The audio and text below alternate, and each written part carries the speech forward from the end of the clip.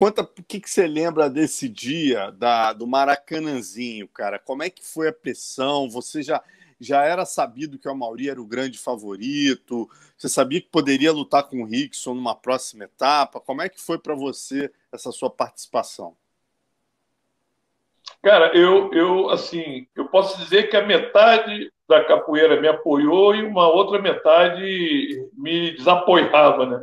Inclusive, grande parte dos meus alunos, que eu tinha o meu grupo era muito grande, então eu tinha filiais na Baixada, na Zona Sul e na Tijuca. Eu tinha uma galera na Tijuca, e quase todos da Tijuca eram praticantes de jiu-jitsu também, né? Inclusive, eu fui uma vez até dar um treino no Saulo, que tinha um do. Era Pontapé, era um praticante de jiu-jitsu, e me levou até no Saulo para dar um treino, mas depois que eu ganhei, né? Depois que eu ganhei. Então, o que aconteceu?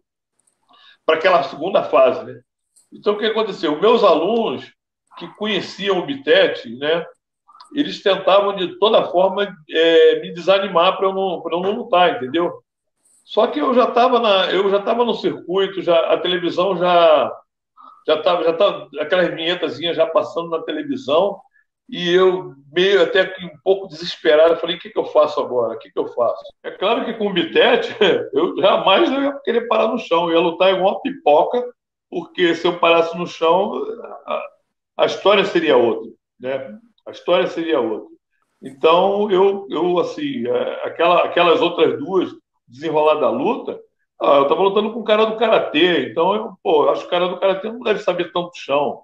E o Depedo eu já tinha lutado com ele, entendeu? Então, eu sabia que o Depedo era uma casca grossa e resistente pra caramba.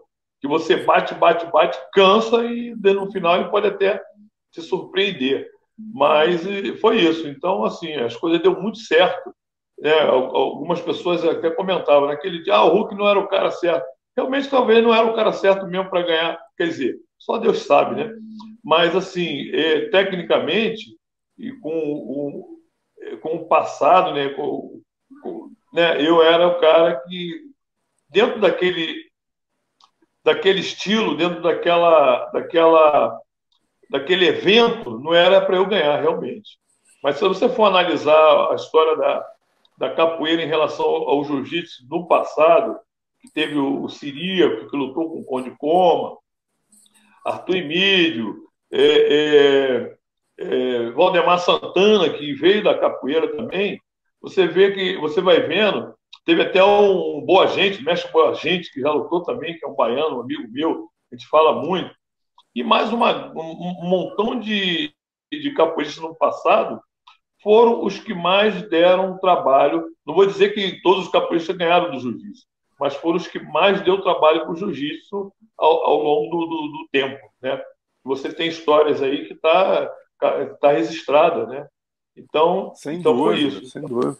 Pô, cara, e tem até o livro do Elton Silva hoje que ele trouxe muitas histórias como essas que você contou agora há pouco, né? Que exatamente ele fala, inclusive, da importância da capoeira para o vale tudo MMA e para o jiu-jitsu, né? Quer dizer, a levantada técnica do jiu-jitsu vem da capoeira. O pisão, aquele que o Fábio Gurgel dá no Denilson em 91, vem da capoeira. Quer dizer, o Elton Silva faz essa analogia no livro dele, muito antes do MMA, exatamente mostrando que a capoeira tem uma influência direta no jiu-jitsu. E tiveram vários casos, né? Como você falou do Ciríaco com Conde Coma. E eu acho que você, de certa maneira, Hulk, é óbvio, o Amaury com certeza não queria perder, né?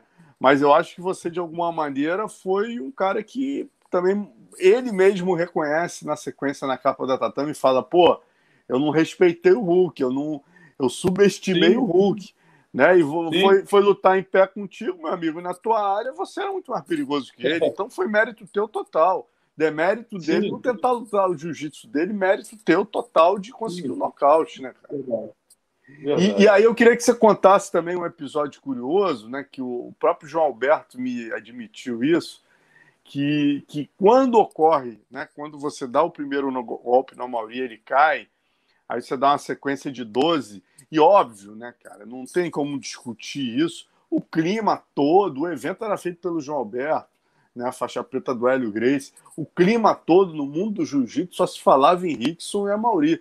Não existia possibilidade para os organizadores que o Amaury não fosse campeão. Então, óbvio que houve uma decepção muito grande ali do árbitro João Alberto Barreto, no caso, né? E claramente ele ficou ali sem saber muito o que fazer, né? E quem é que ajudou o mestre a tomar a decisão, Hulk? Como é essa história pra gente? Ó, eu trabalho, quer dizer, as pessoas falam que o professor João Alberto Barreto, uma vez respondendo pergunta de algum jornalista, né, e numa entrevista ele falou que isso não é verdade, mas pode ser que eu tenha interpretado mal, mas todo mundo falou a mesma coisa. E quando ele ficou assim, sem saber o que fazer, depois mesmo dele ter parado a luta, ele, o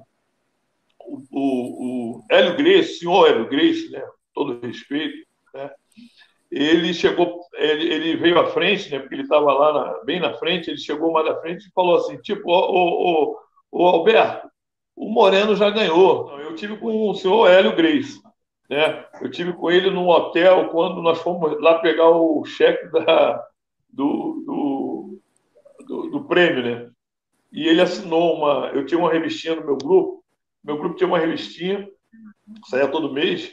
Aí eu levei, dei uma para ele e pedi para ele assinar. Eu tenho ela até hoje assinada, com a assinatura do senhor Hélio Gracie.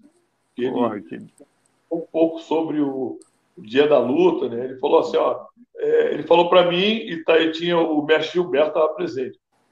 Esse não é o jiu-jitsu que eu desenvolvi, tá? Você está de parabéns, mas esse não é o jiu-jitsu que eu desenvolvi.